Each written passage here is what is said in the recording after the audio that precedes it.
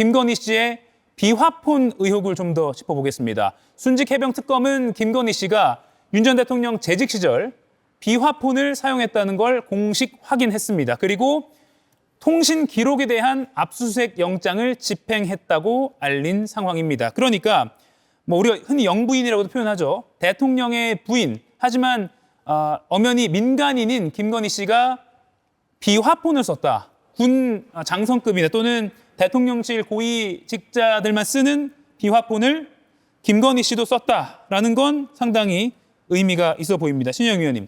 그러니까 앞서 일부 좀 산발적으로 그런 뭐 의혹 제기는 있었는데 오늘 특검이 공식적으로 이걸 확인했다고 기자들에게 설명을 했거든요. 네, 저는 이 비화폰을 여사가 썼다는 것 자체가 국정 개입을 공식적으로 했다라는 거를 인증하는 아주 의미 있는 오늘의 그 특검보의 브리핑이라고 저는 생각을 합니다. 윤석열 정권에서 많은 국민들이 우리가 윤석열 대통령이 아니라 김건희 대통령의 나라에서 살고 있는 것 같다라고 얘기를 했지만 이런 부분들이 지금 세 개의 특검을 통해서 김건희의 국정 개입이 명확하게 드러나고 있는 정황들이 계속 나오고 있는 거 아니겠습니까? 사실은 지난 도이치모터스 그리고 명태균 그런 공천 개입에 있을 때도 김건희 여사가 검찰 조사를 받아야 될 때 사실은 비화폰을 통해서 김주현 민정수석과 통화를 했다. 예. 이런 의혹들이 불거지면서 아니 김건희 여사, 김건희 씨가 비화폰을 쓸 일이 뭐가 있어. 그만큼 필요할 때마다 연락하고 문자 주고 하면서 개입했던 거 아니야? 이런 부분에 있어서의 상당한 걱정과 우려가 있었는데 그 정황들이 이제 공식적으로 확인이 된다는 부분이고요.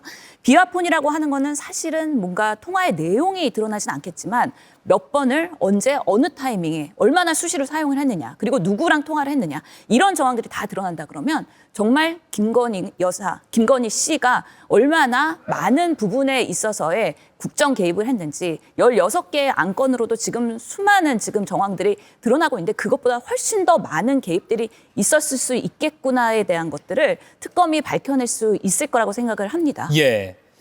그런데 오늘 특검이 또 밝힌 걸 종합해 보면 2023년 7월에서 8월 그러니까 순직 해병 뭐 수사 외압 의혹과 또 임성근 사단장 구명 로비 의혹 그 기간에 이 비화폰 통신 기록을 집중적으로 조사하겠다라는 뜻을 밝혔거든요.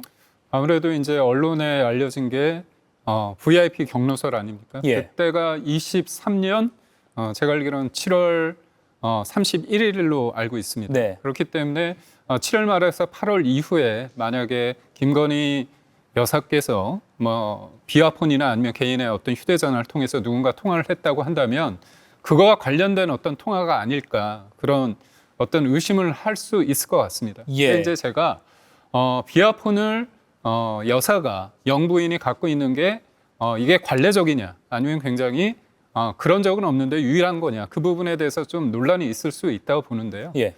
김건희 여사가 사실상 이제 민간인 신분이지만 배우자로서의 어떤 일정 수행을 많이 합니다. 그렇기 때문에 일정 수행을 할 때 대통령이나 아니면 그 일정에 관련된 예를 들어서 부속실 플러스 의전 담당 그리고 관련 행사를 담당하는 비서관과 같이 일정을 짭니다. 예. 그런데 그와 관련해서 만약에 보고를 받거나 그 일정 관련해서 어떤 자기가 메시지를 하거나 상황 어떤 대처를 할 때 누군가한테 통화를 할 수 있겠죠.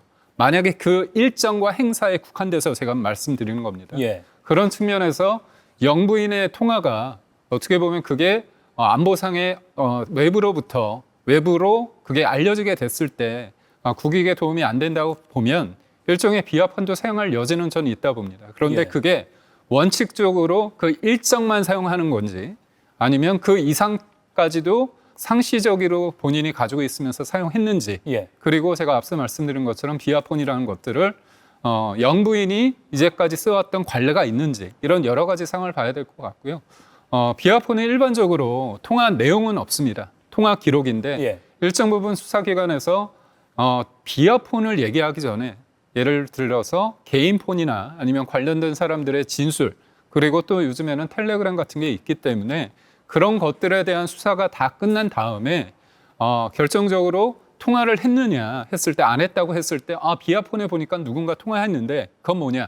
그러니까 압박을 하기 위한 최종적인 어떤 수단으로서 증거로서 이거를 사용하거든요. 예. 그런 측면에서 김건희 여사가 그 특정한 시점에 통화를 누군가 했다고 한다면 수사에 어떤 탄력이 받을 가능성은 있어 보입니다. 다만 앞서 신영 의원이 잠깐 언급하셨지만 김건희 씨가 그 김주현 당시 민정수석이죠. 2024년 7월에 검찰 조사 받기 직전이죠. 이때 검찰을 일종의 업무를 담당하는 민정수석과 민간인인 그 당시 영부인이 통화를 한 기록이, 비화폰 기록이 나왔잖아요. 예, 그것뿐만 아니라요. 예. 비상계엄 전날 그리고 당일날 조태영 국가안보실장과도 문자를 주고받은 기록들이 있지 않습니까? 예. 그리고 우리 국민들이 기억합니다. 김건희 여사의 육성 녹음 파일들이 많이 노출됐죠. 명태균 씨와의 녹취도 그렇고요. 서울의 소리 기자와도 그렇고요. 그래서 김건희 씨가 상당히 많은 여러 곳에서의 그런 소통과 개입을 했다라는 것들이 개인폰과 비화폰과 이런 부분에서 앞으로 더 많이 드러날 거라는 생각이 드는데요. 예.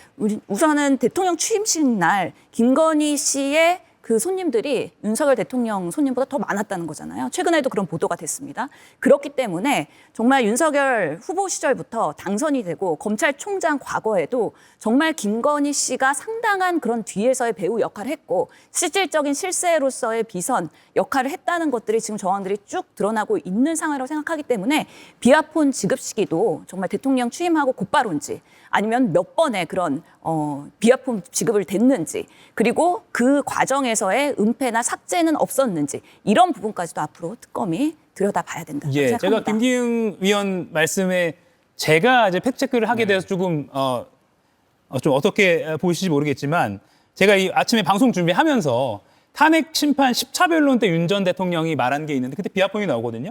대국민 담화와 기자회견 한 이후에 소통 방식을 개선하고 휴대폰을 바꾸겠다고 이미 국민들에게 다 말씀을 드려서 부인이 휴대폰을 비화폰이 아닌 개인 휴대폰으로 바꾸고 원래 휴대폰을 다 없애버렸기 때문에 라고 했습니다. 그러니까 윤 전 대통령도 탄핵 심판 변론 때 휴대폰을 비화폰이 아닌 개인 휴대전화로 바꿨다라고 말한 건 그전까지는 비화폰을 써왔다라는 걸 윤 전 대통령이 언급을 한 대목이기 때문에 이 부분은 제가 이제 앞에 좀 공부를 하면서 확인이 됐기 때문에 지금 말씀을 드리는 게 시청자분들께도 맞을 것 같아서 언급을 드립니다.